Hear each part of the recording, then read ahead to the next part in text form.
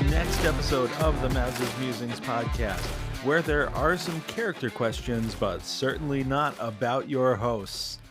This week, we are kind of diving back into that character debate episode that we did quite a while ago. It was right around the election time. And so we liked that concept enough that we decided to bring it back, though in somewhat of a altered version.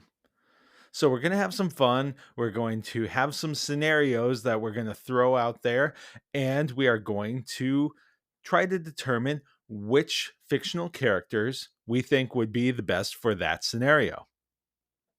If you'd like to play along, you can certainly do so on your own, or you can let us know what your choices are by sending us an email at mazasmusings@gmail.com or connecting with us on any of our social media. Of course, before we do anything else, we've got to remember the most important thing in life is to laugh. So let's do that right now. And now it's time for Meghan's Cuckoo bananas. Hi, Megan. Hi. Do you have a joke for us? Yes. All right, let's hear it. What has a ring but no finger? I don't know. What has a ring and no finger? A telephone. Ah. Good one. Cuckoo bananas.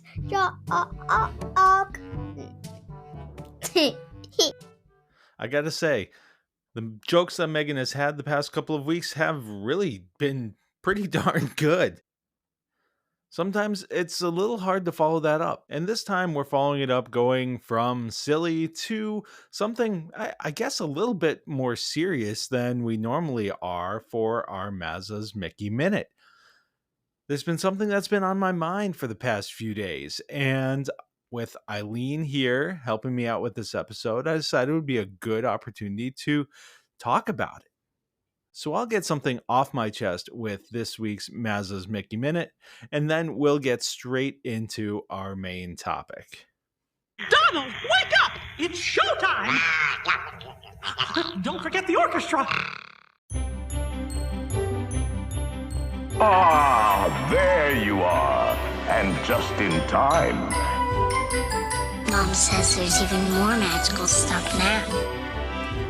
For those of you standing, please hold on to the handrails throughout our journey and stay clear of the doors. Hang on to them hats and glasses, because this here's the wildest ride in the wilderness. And here we go!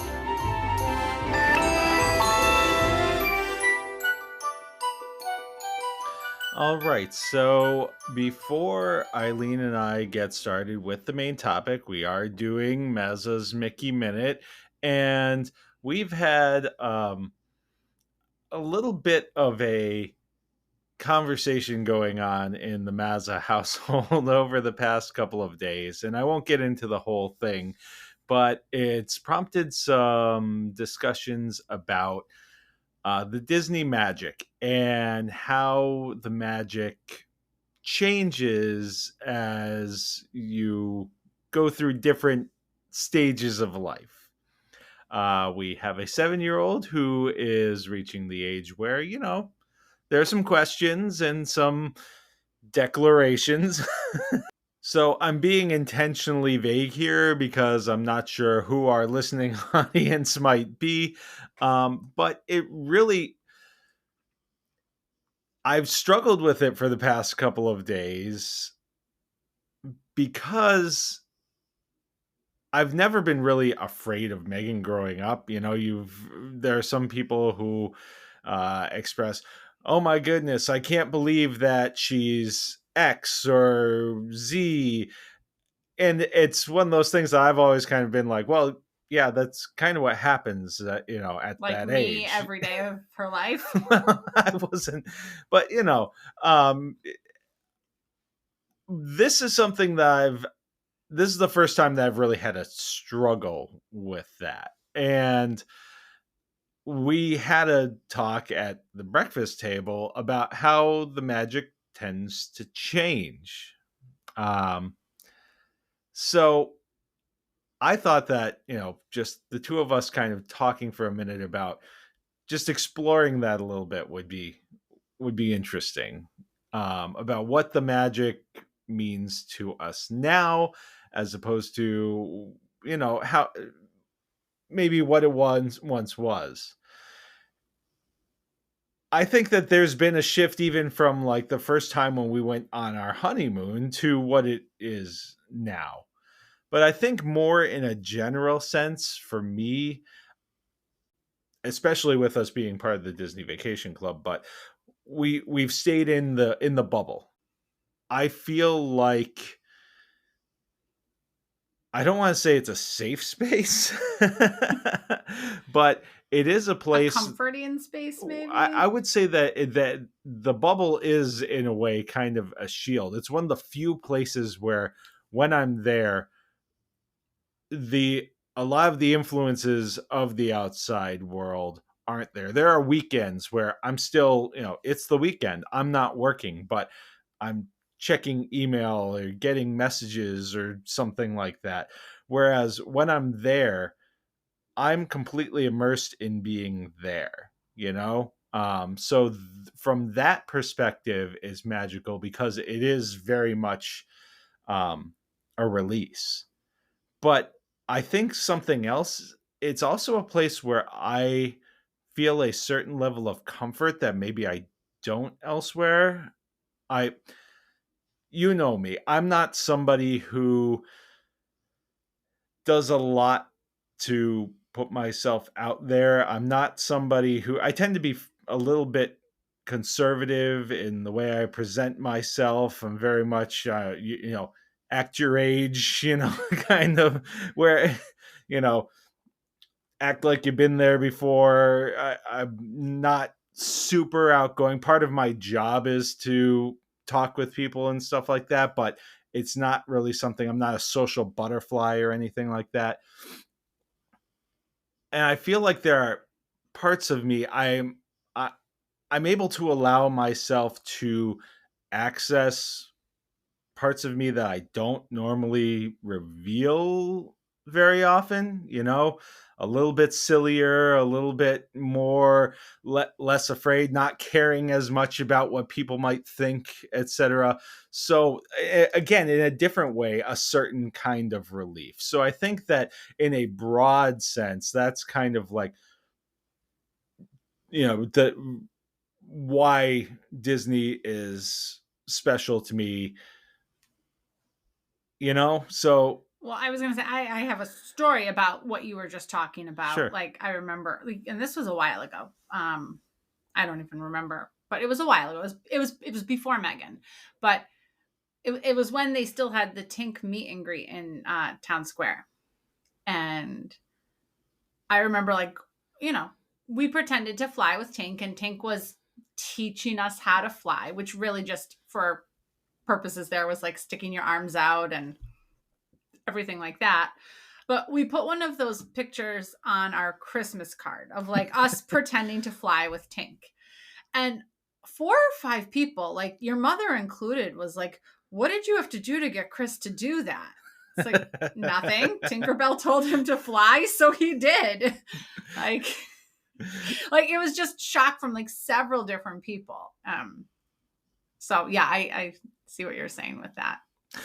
And I think now some of the magic more specifically does relate to Meghan, and I think that that's part of the reason why I've struggled with this so much is, we've been taking Meghan to Disney since she was a year old, and while I've appreciated and told people that part of what makes that fun is every time we go, it's almost a different experience because she's seeing it at a different age and we get to see it through that lens.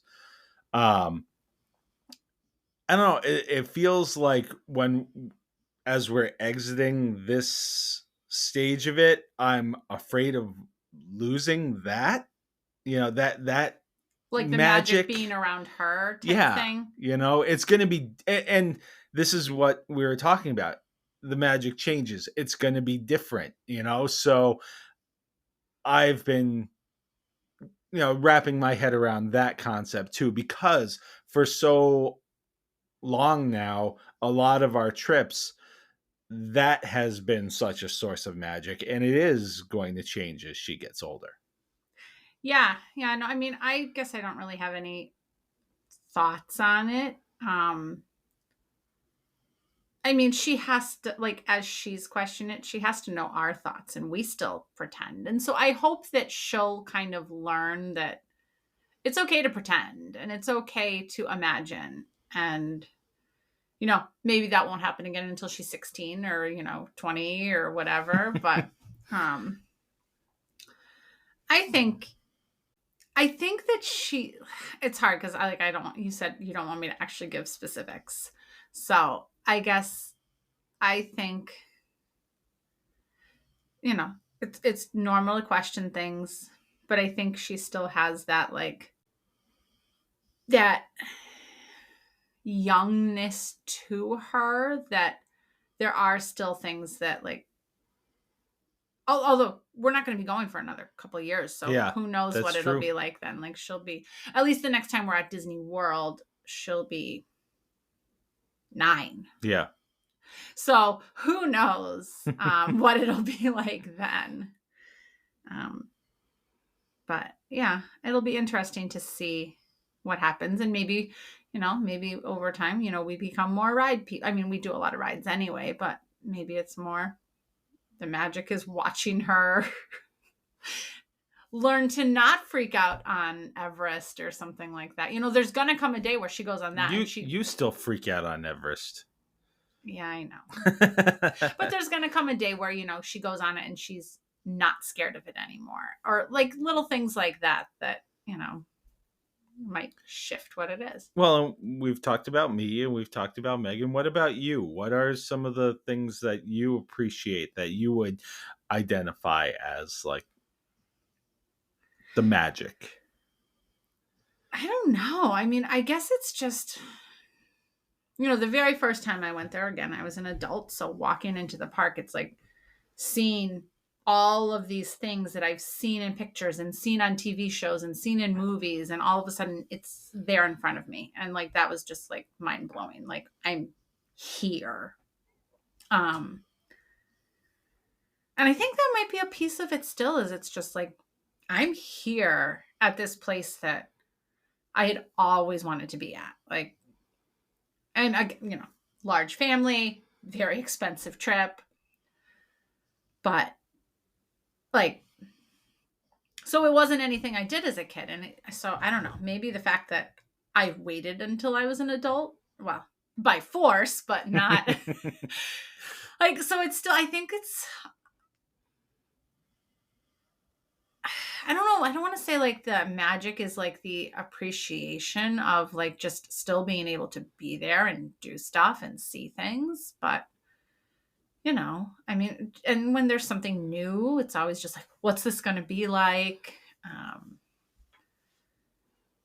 But yeah, I really do think some of it's just the sheer, like, I'm here. Like, this is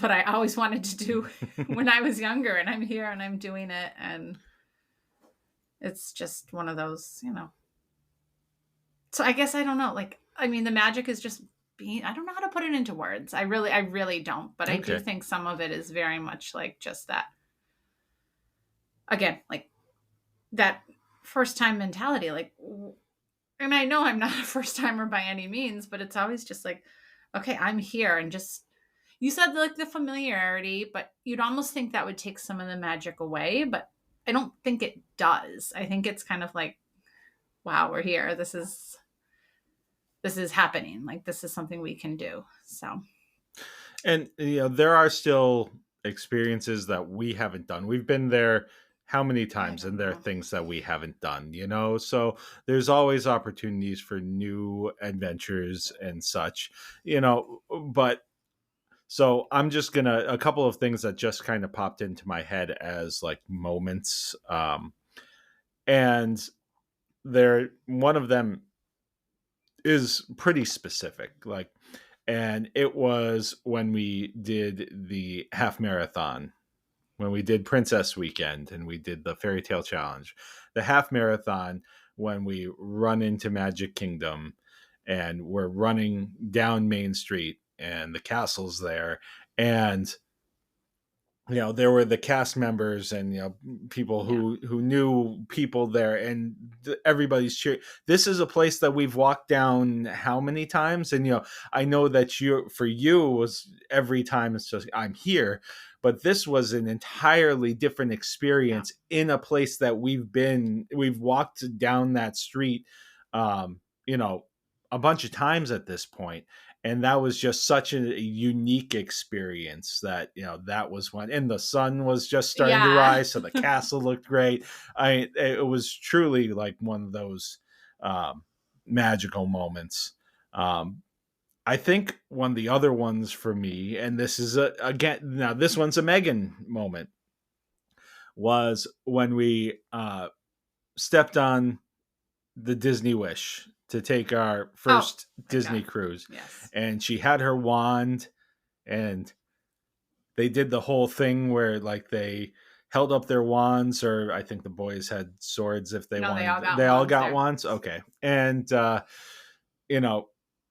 like that was just that was a magical moment, So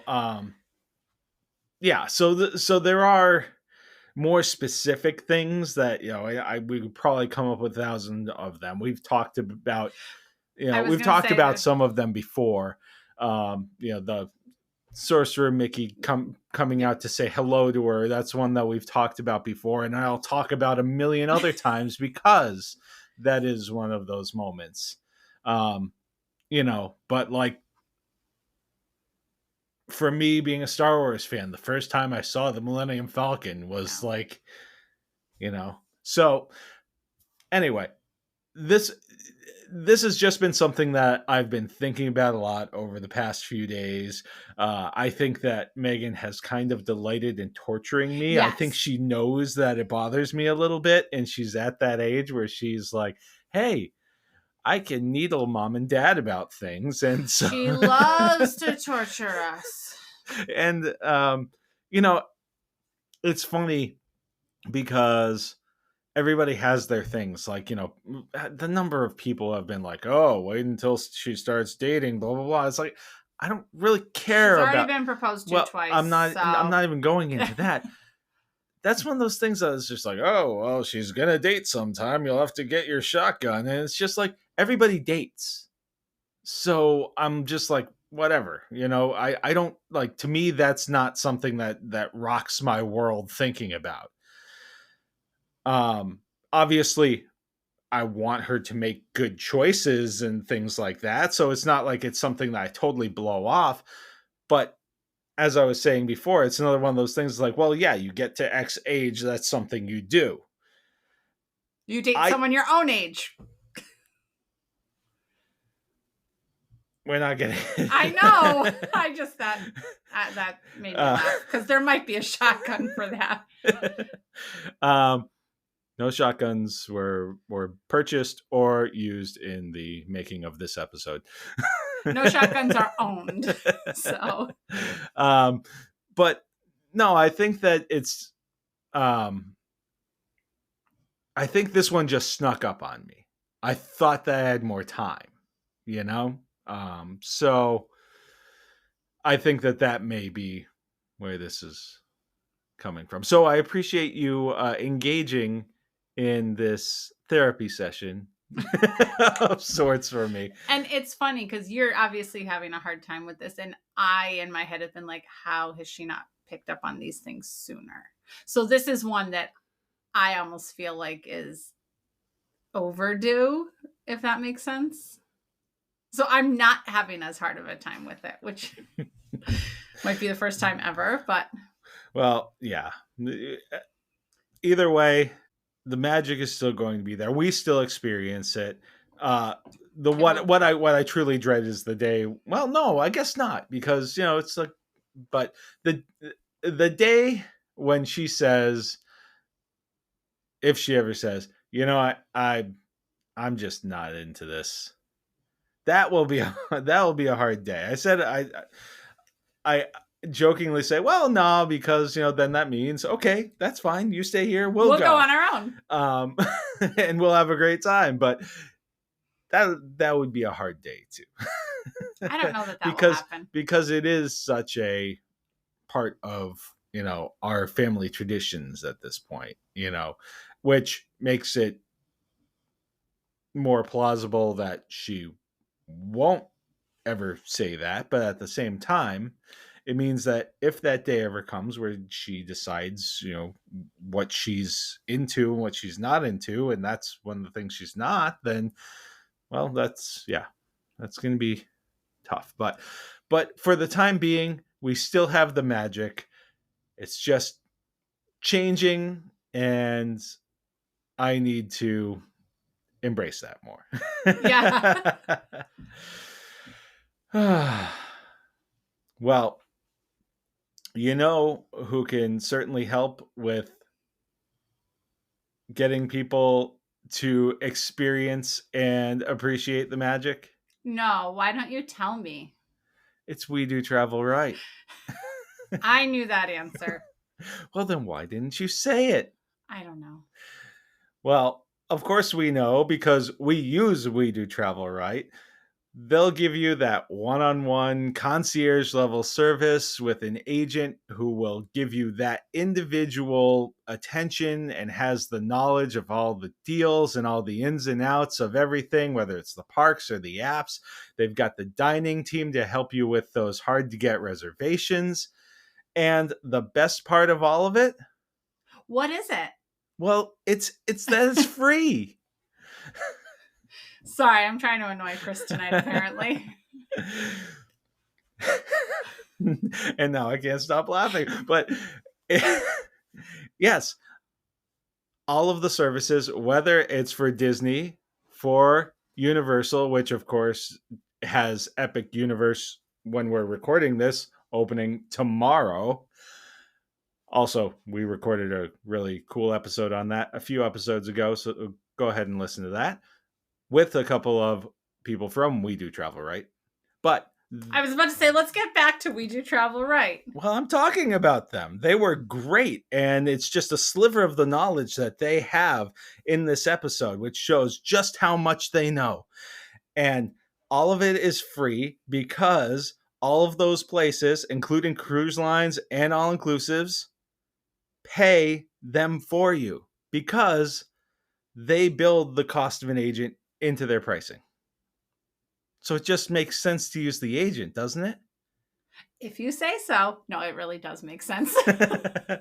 So if you are ready for your next magical vacation, go to wedotravelright.com/Maza. That's wedotravelright.com/MAZA. And they'll help you get your next magical vacation started today. Yay. I rhymed. Well, I can't do any more damage around this popsicle stand. So long, partner. See you real soon. All right, now shifting into our main topic of the day. Now, this is something that we did something kind of similar. We called it the Great Character Debate. And this is the similar kind of thing, except we're not quite debating the way that we did. And one of the other things that's different about this is in the previous episode, we were given a list of characters that had to fit. Right. Whereas this is going to be an opportunity to be much more creative because there are no limits here.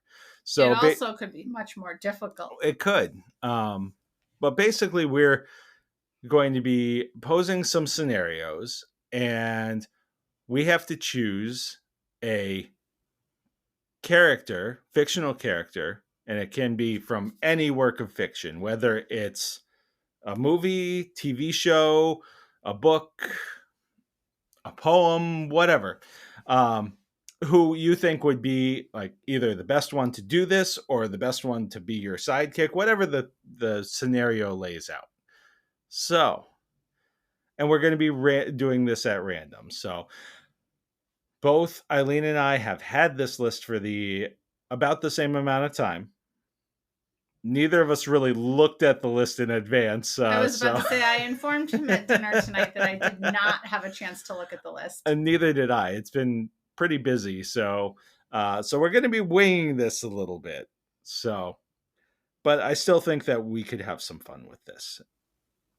And we'll keep it civil, you know. This isn't a debate, so nobody's trying to win here. Right. So we're just choosing and explaining. Yes. Okay. Can we reuse a character or only one time? I will say, that's a good question. I will say you can reuse a character once, but not back to back. Does that make sense? It does. I just, sometimes I might get stuck and have to default to one of the go-to characters that I know. Alrighty. So our first scenario is stand-up comedian. You are producing a comedy special. Which character kills it on stage with clever jokes and wild stories? I'll start with this one. How's that sound? Okay. So you can have a little bit of time to think. I'm going to go with Goofy because whether he's being intentionally funny or unintentionally funny, he's going to get laughs either way. You want a smash show, you need the people laughing, and unlike what Michael Scott says, you might not have a 2-drink minimum. So somebody who is going to be both intentionally and unintentionally funny, that's going to be the I was going to say, Michael Scott was going to be my first thing, and then was like, well, he sometimes makes mistakes that, but I'll go with a different Michael. I'll go with Mike Wazowski. Oh, all right. Because he is a stand-up comic. He is a stand-up comic. He's a comedian. I promise you, I've just taught 5th grade and played wiffle ball today. That is all. And apparently I can't talk. Of course, you said comet like 4 times. Right, so the dog who was sleeping behind you is now awake going, what? Okay. Yeah. So I'm going to go with Mike Wazowski. Another thought that came to me, but I decided to stay with Goofy, was not Mike Wazowski, but was actually the in the stand-up show, the Laugh Floor. I believe it's a 2-headed monster who's doing the interviews with the public. See, I think that they are much more like quick on their feet. Yeah. So I that would have been a good secondary one, but Goofy, I can't think, go wrong with Goofy. I think even if he bombs, he's hilarious. So, all right. And the next one, heist crew leader. You're planning the ultimate bank heist. Which character you trust to lead the operation? Should I break it in somewhere? She's laughing. Does this mean she's got an idea? No, I was just thinking I can't even think of the movie, but back when we were like teenagers or whatever, there was the movie with the cheerleaders who broke into the bank. I don't know if it was like I'm guessing it was a romantic comedy. So not them, but when we were talking about a heist, this does not ring a single bell for me. If anybody can, I think clue one me of them in got on this. pregnant and they needed money, so the cheer squad was robbing a bank. What?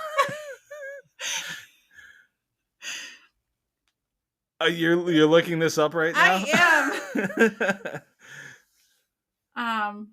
Okay, this is actually, it's starting to ring a bell. I feel like this was something that I saw like on Comedy Central, like during at 2 o'clock on a summer vacation or something like Yeah, that. that probably makes sense. Sugar and Spice. Okay, I that would never doesn't- have no. gotten that movie, Yeah. but a popular high school cheerleader becomes pregnant by the star quarterback and turns to crime to support her desired lifestyle.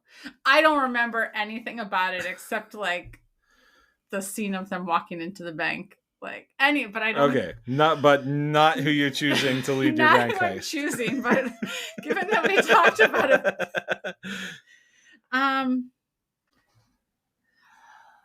who can turn invisible?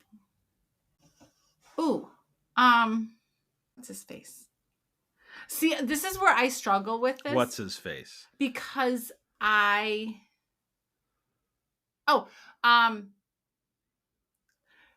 struggle to remember like character names and things like that. But So describe the character. No, we'll see if we can find I'm it. gonna go with is it so Ocean's 11? It's Danny Ocean who's the leader of Yes. it, right? Okay, so I'm gonna go with him because if he can lead a team to break into the most guarded, safe, at the most protected resort in Vegas, right? Vegas. Yep. Then I think he can lead a bank heist pretty okay. That's a good one. Better than the cheerleaders. Better than the cheerleaders. I probably only saw that movie once or twice too. From what I recall, it's not a good movie, but So my first instinct on this was the Ben Affleck character from The Town. But then I was thinking, I feel like need someone sneakier because the heist I feel like is something that is more covert. Well, and that's why like you picked someone to lead a heist, so Danny Ocean like can organize it and and that was very much a covert operation, you know. But I'm gonna go with someone who could easily sneak into the building, sneak into small places, and be undetected and be able to unlock it from the inside.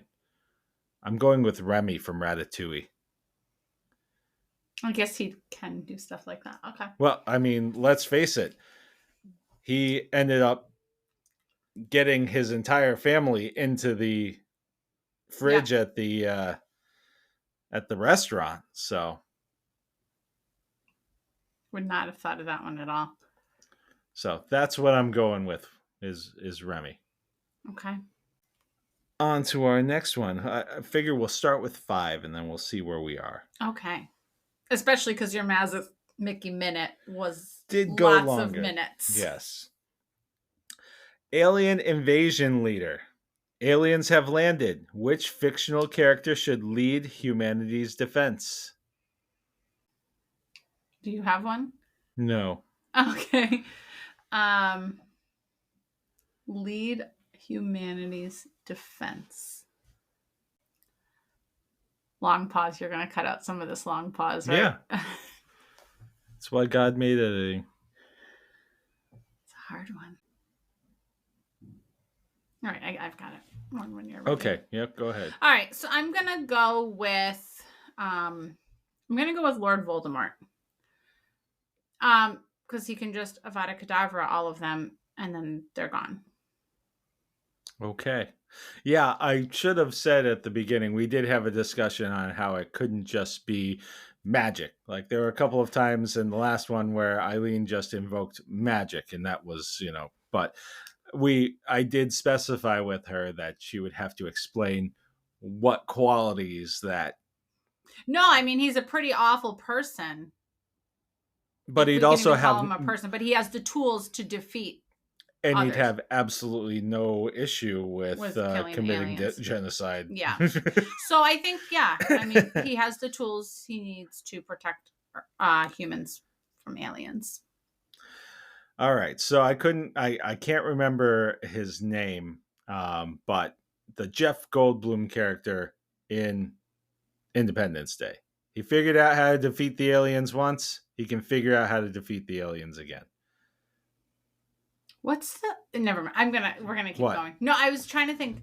There's never mind. No, tangents are fine. No, I can't even describe it. I'm just picturing an alien coming out of a human body and trying to figure out what movie that is. Alien?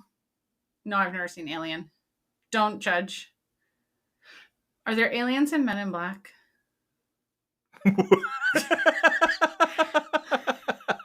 Yes, there are aliens in Men in Black. Okay, that's I think what I'm picturing. Joey and Danny and Tommy used to be obsessed with that, and I would only sort of half watch it. So that's why I was like, I think it's another good one. The Will Smith character from Men in Black. That would be a good one. Yeah, the boys, Joey, Danny, and Tommy used to be obsessed with that movie. So that. Well, it even came with the music video with Will Smith dancing with an alien. So, I mean. Yeah, but it wasn't Welcome to Miami, so it wasn't quite as. It's still pretty good. I mean, he had some real hits there associated with his movies. He did. There was that. There was Wild Wild West. Oh man, that was a great video. Yeah. I mean, at the time, it was a really fun song. Terrible movie. I don't think I saw the movie, but I definitely saw the movie video. They did some cool things in that, though, especially for that time. All right, so moving on to the next one. It's dinner party guest. You are hosting a dinner party. Which character brings charm, wit, and just the right amount of chaos? Jim Halpert. he what is it? Class, wit, and chaos? I mean, classy. He can be classy. As the episode with dinner the party tux. episode. Oh yeah, I was gonna say even like that office dinner party episode. Like he acts appropriately when he needs to. He definitely makes some witty comments in there, and he's stirs the pot just enough to cause a slight amount of chaos, especially during charades. That's that same episode, yeah, where he totally knows all those answers, but he's just trying to make Michael, dig a little deeper. So yeah, definitely. Plus, it is Jim Halpert.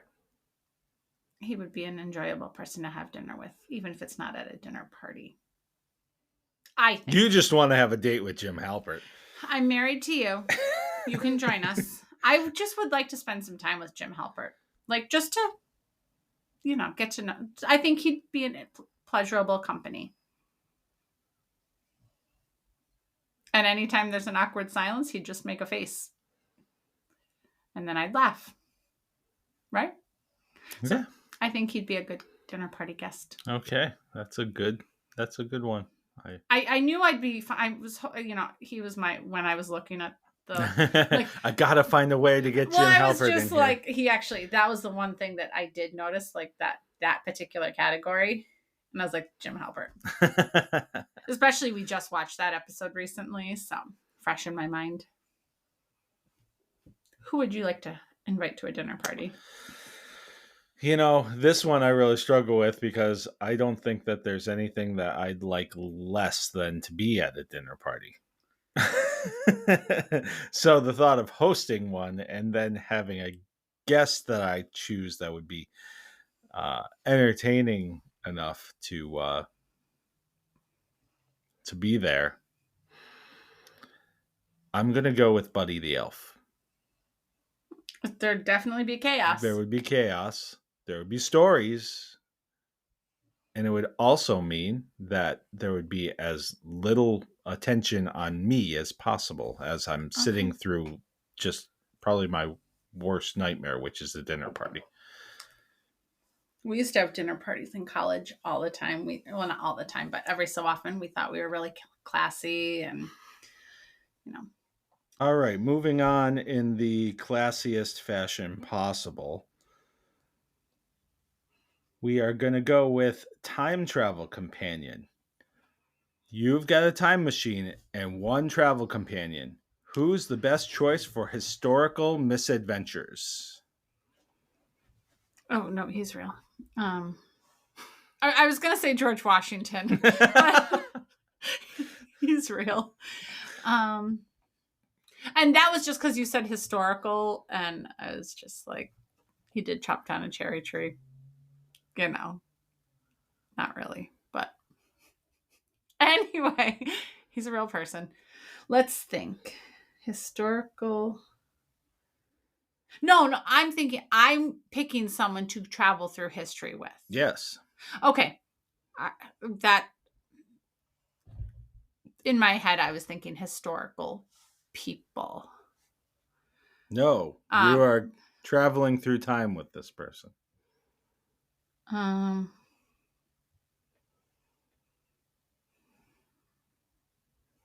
I'm going with Indiana Jones.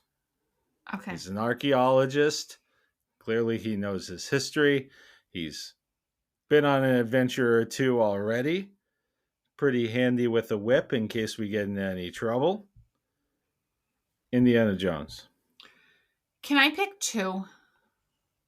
Sure. Okay. We don't have the rules are very loose here. I'm going to pick Jack and Annie from Magic Tree House. Oh, that's a good one. That's why I was like, I need two. I couldn't pick just one of them. At first, I was going to pick Annie because I do have probably a little bit more of the brains, whereas she has more of that like creativity. But they're kind of a package deal. And the more adventurous side of things. Yes. Annie does. Yes. So for those of you who aren't familiar, Magic Treehouse is a book series that starts off with they're more in like mythological adventures, right? Or no, that's where we are kind of now. Oh, right. So they start with some historical adventures, like the very first one, they go to dinosaur times. They go to Egypt. And they go, and they make these trips in a magic tree house that was apparently owned by a magical librarian from the time of King Arthur in Camelot. So there's a lot going on here, but yes, anyway, that's who Jack and Annie are. We've read every single book of the Magic Treehouse series, and now we are working our way through the Merlin Mission series, which has the same characters. And by we, us with Meghan. Because, yes. Meghan is very into this. It's a children's book series. But yeah, she's very into them. But yes, they basically time travel, like the one we're reading now that we just started tonight. They're going to Paris in the late 1800s. Yeah, for the World's Fair. Yes. Yep. So I think, yes, traveling with Jack and Annie would be fun. That's a good one. I like that one. Thanks. All right. I've lost track of how many we've actually done. I would say we have time for 4 or 5 more, given if we continue at this rate. At this pace. Okay. Yeah. We've only been doing this for probably about 15 minutes. So. All right. So the next one is Deserted Island Survival. You're stranded on a desert island. Who do you want with you to survive, build shelter, find food, and keep morale high? I mean, morale. Well, I mean, I figure if you... I think, okay, so I'm going to go with Hermione Granger. And it is mostly because of her magic. I was going to go with Harry and then realized Hermione is much more skilled at spells and magic and everything like that. So she'd be able to produce better the things that we need. The morale part threw me because Harry's obviously the morale booster. But if we have all the things we need to survive, that will help morale. Definitely helps morale. So, yeah. Okay. So I am also going with a magical character. I'm going with the genie from Aladdin. Good one. Now, granted, you are only allowed 3 wishes, but if my 3 wishes were a resort hotel, an accompanying cruise line, and a really good marketing campaign, then I'm rich. I was about to say, then you're got your own then private island. then my morale is great. Yeah, I'm like every other cruise line that's got their own island. All right. I mean, and worst comes to worst, you can always wish to get off the island. Well, if I've got the boat, I can just get off the island. Fair enough. Okay, the next one is substitute teacher. Your teacher is out, and this fictional character is subbing in. Who gives the most unforgettable lesson?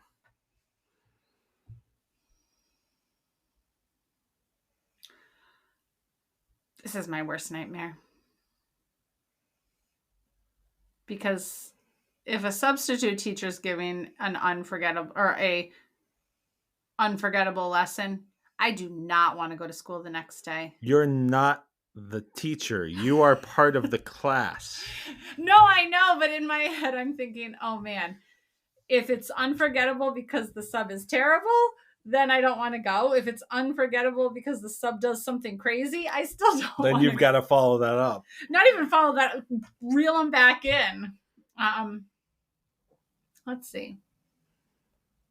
I've got one, but I don't want to steal what might be yours. So I'm stumped, so you can go ahead. Mr. Feeney. Oh, that's such a good one.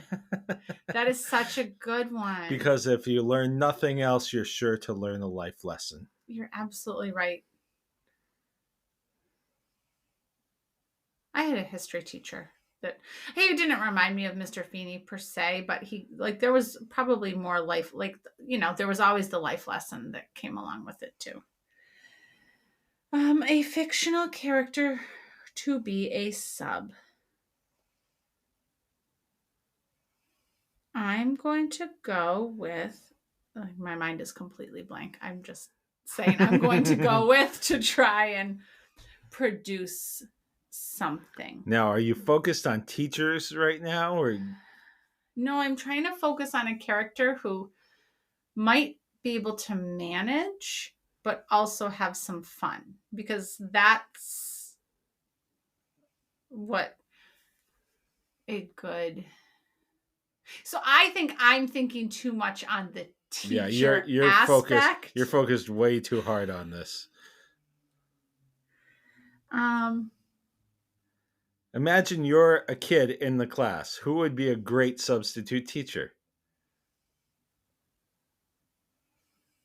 Who would you enjoy having as a substitute teacher? I'm looking around to I just thought of another person who I think would be very interesting at a dinner party. Who? Creed Bratton. Oh. So, I mean, he'd steal all your silverware, but he would. And possibly something out of your medicine cabinet. I'm stumped.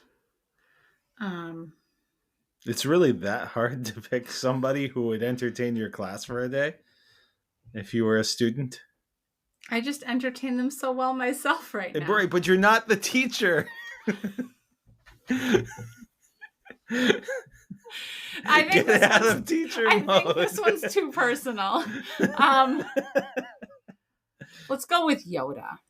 Okay. He can instill some wisdom on them. But, I'm sure there'd be some memorable, he might also teach them to fight with a lightsaber. So I don't think I'd want to go there the next day. But you're in the class. You're not the teacher. I don't know how to not be a teacher. It's just who I am.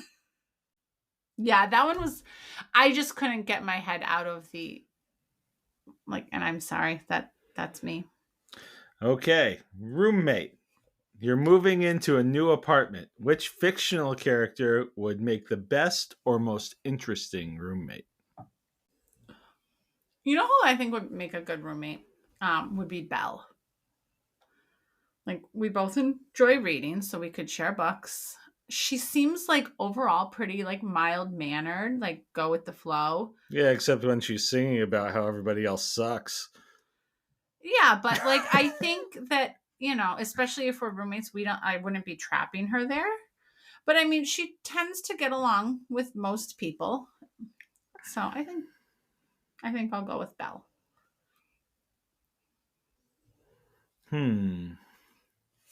She's on the medal right back there. And I was like, that's not a bad one. I've been really trying to use my clues around the room for Fictional character who would be a good roommate.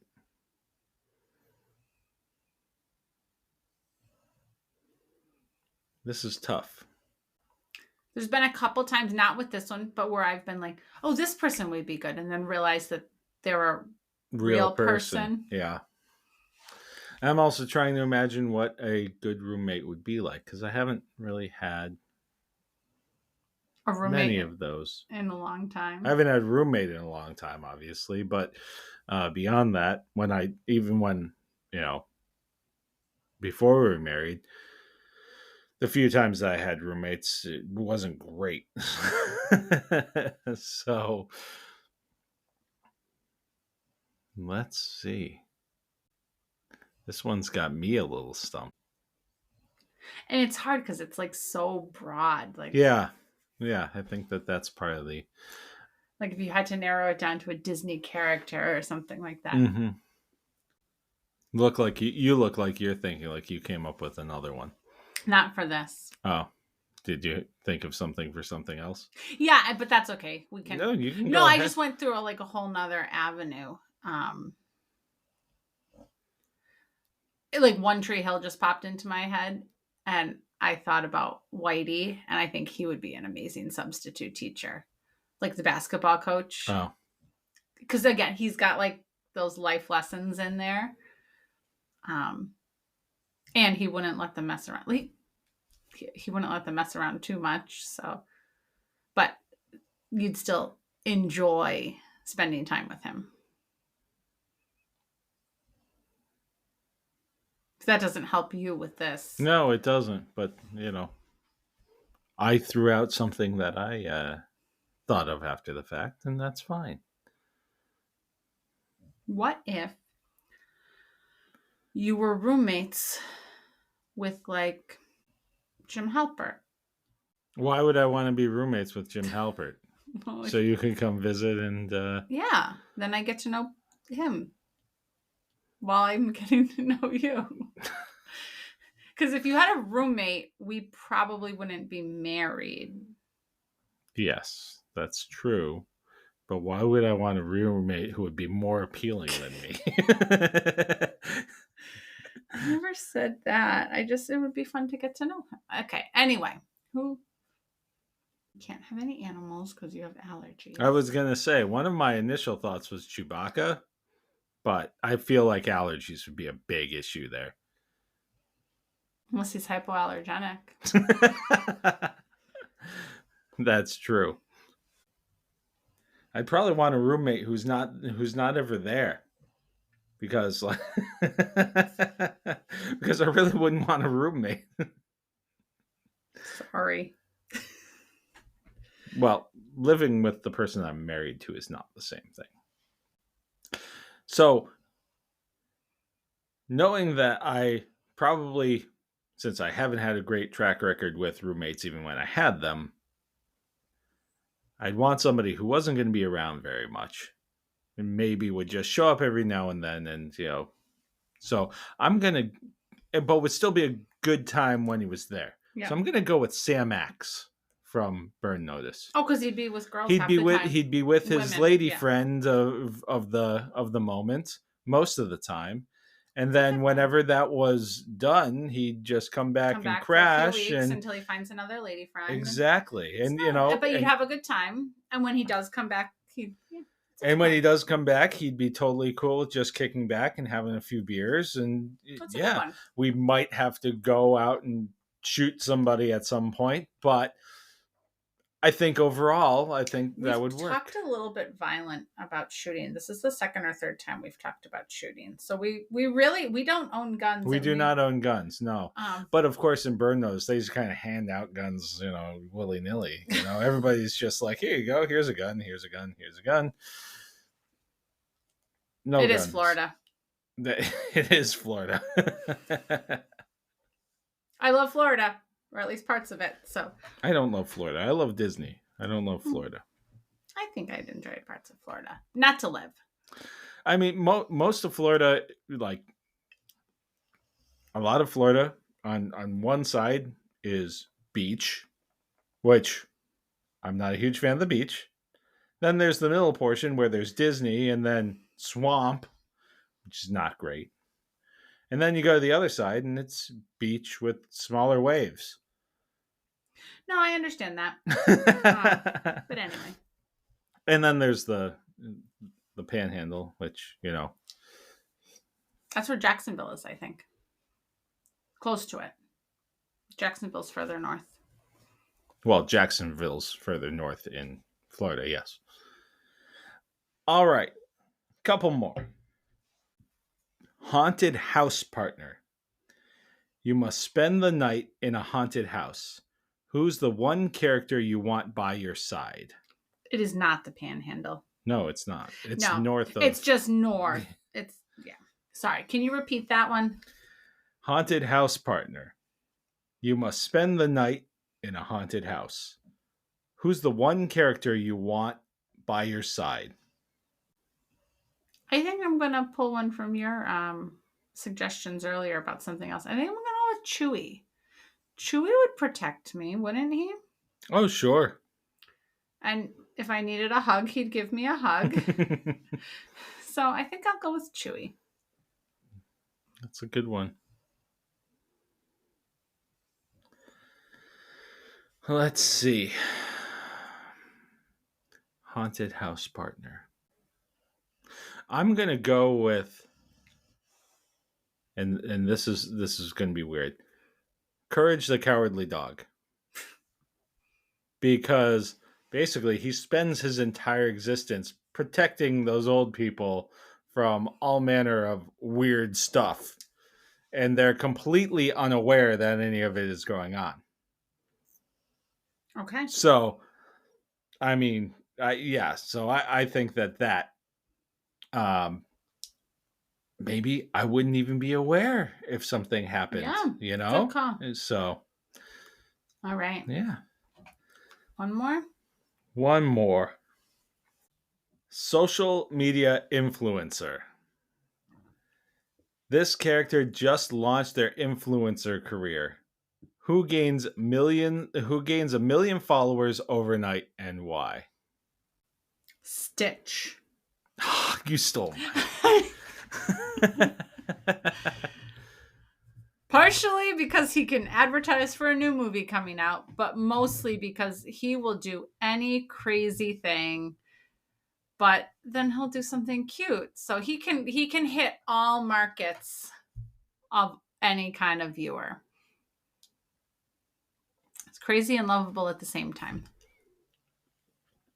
Was that really who you were going to say? Yes, that was mine. And of course, part of it is the Stitch ears are looking at me. But yeah, that was... I mean, you can use Stitch as well. No, but I don't want to because now he's been taken. So I'm going to go with Wile E. Coyote, but he's going to go viral for all of the wrong reasons. Sounds about right. All right. So that will wrap up this. Actually, I'm going to do one more just right off the...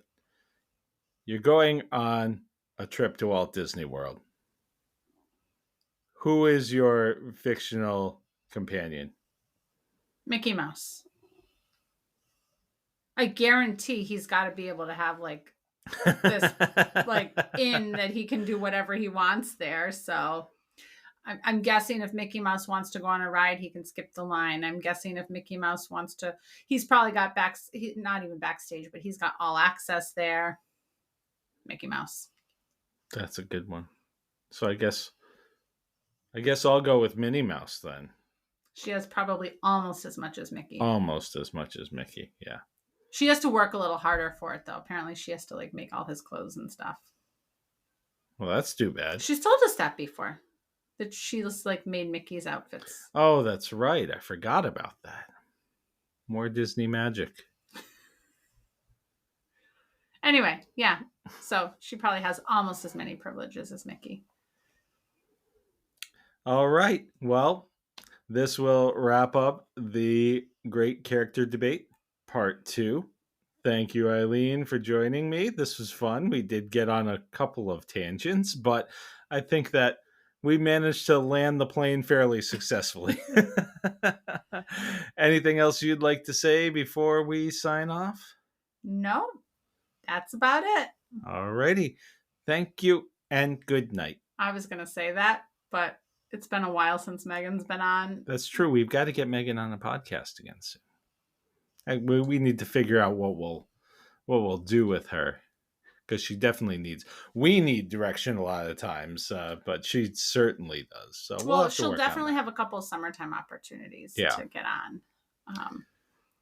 But I think she'd like a Disney one sometime soon.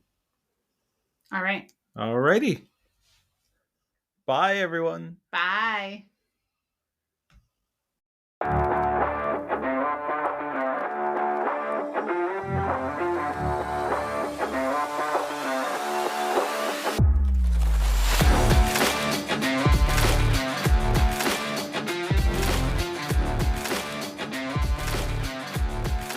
Well, that'll put a bow on this episode of the Maza's Musings podcast.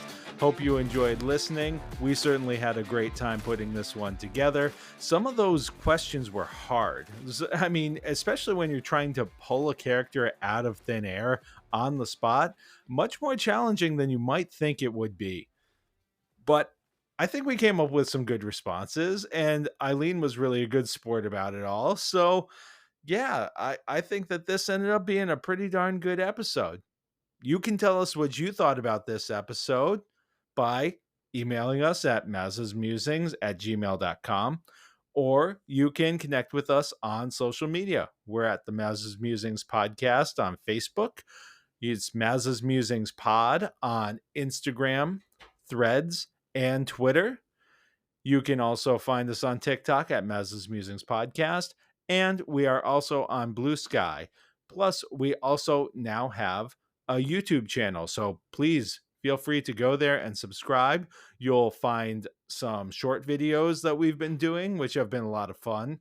And we also have the full-length episodes there, which is really important for some of our episodes, like the Star Wars-ifying ones, which have some art associated with them. So be sure to check that out, subscribe, and see some cool stuff.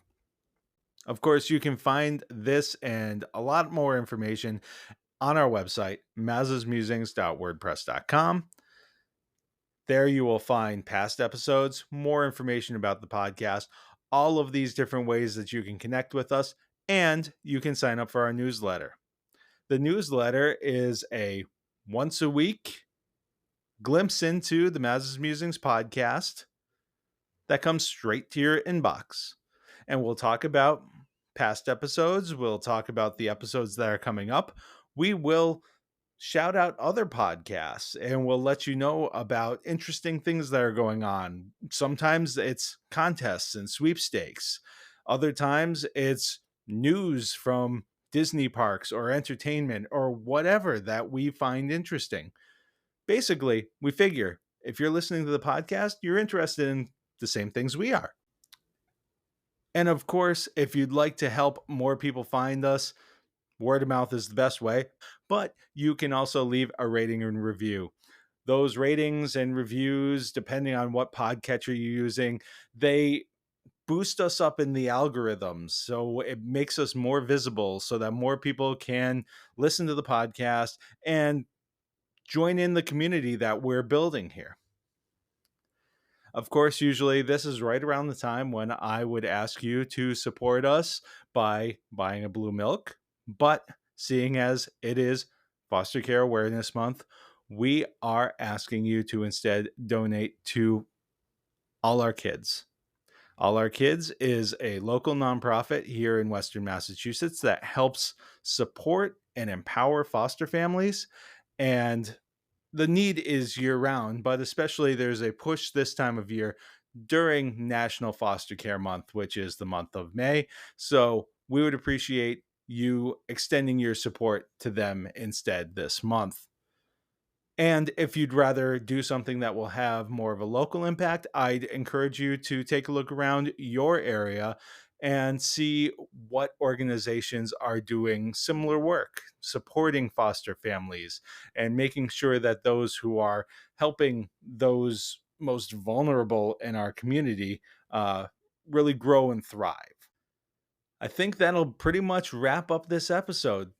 As always, thank you very much to everybody, however you are connecting with us, whether it's on social media, whether it's just listening, whether it's through a review, whatever it is, we appreciate it all. We have so much fun doing this. We hope that you're having as much fun listening. And I hope everybody has a great Memorial Day weekend. Thank you to everybody who has made the ultimate sacrifice. And have a great week.